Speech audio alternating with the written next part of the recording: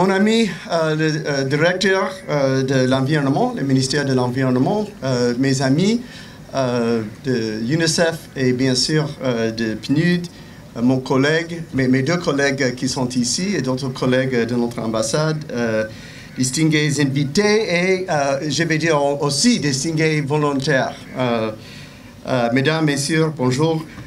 Je suis honoré d'être avec vous ce matin pour parler des fortes pluies de fin novembre qui ont provoqué des inondations généralisées à Djibouti-Ville, à Tadjoura et dans d'autres communautés de ce pays.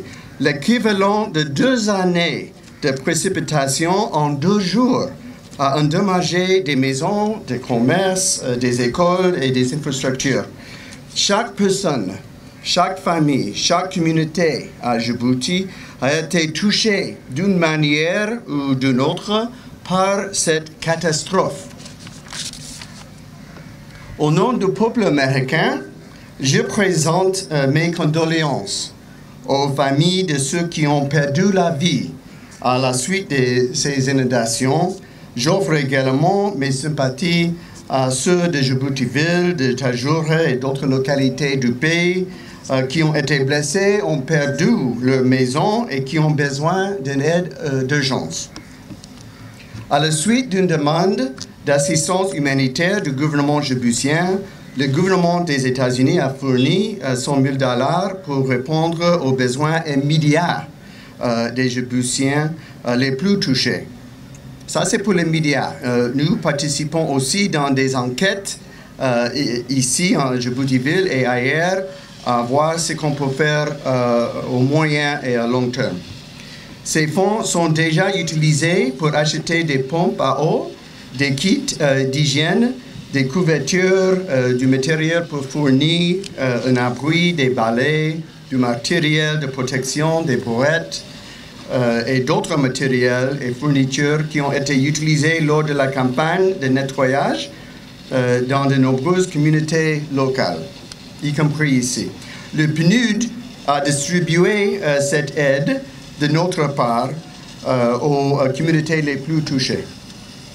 Mes collègues à l'ambassade et moi félicitons le PNUD et vous tous, jeunes Djiboutiens et Djiboutiennes, qui se sont organisés et consacrés votre temps et votre énergie à participer à la campagne. Vraiment, je veux souligner cela.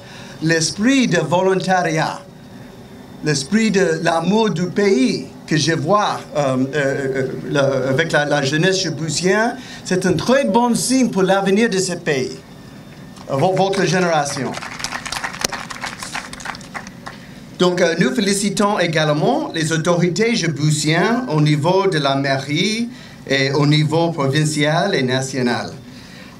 Les autres partenaires de Djibouti qui ont fait preuve de générosité face à cette catastrophe naturelle, ainsi que d'éléments de la société civile djiboutienne, y compris les organisations civiles de la jeunesse qui sont représentées ici, qui ont étendu l'assistance à leurs concitoyens, un service au pays. Nous saluons également les donateurs, les jeunes et les amis qui sont présents ici aujourd'hui pour leur engagement à lutter contre les dégâts infligés par les inondations.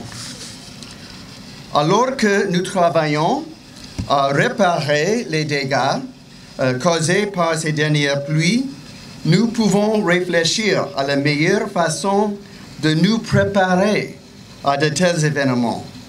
Je me souviens des inondations qui ont suivi le cyclone Sagar. Mes amis djiboutiens me parlent des inondations de 2004 et de 1994. Nous savons que Djibouti souffre périodiquement d'inondations. Je veux noter que grâce au barrage turc récemment construit, qui a retenu beaucoup d'eau et donc limité les dégâts cette fois-ci. Donc, ils ont inauguré ce barrage juste avant l'arrivée de ces pluies. Sinon, c'est sûr que même plus de dégâts après ces fortes pluies. Donc, C'était juste à temps. J'ai fait un grand louage auprès de mes amis turcs. Une planification urbaine améliorée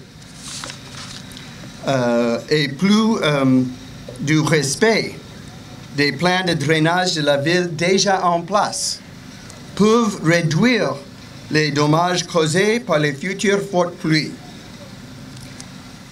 Donc, je sais que vous avez des campagnes de nettoyage devant vous.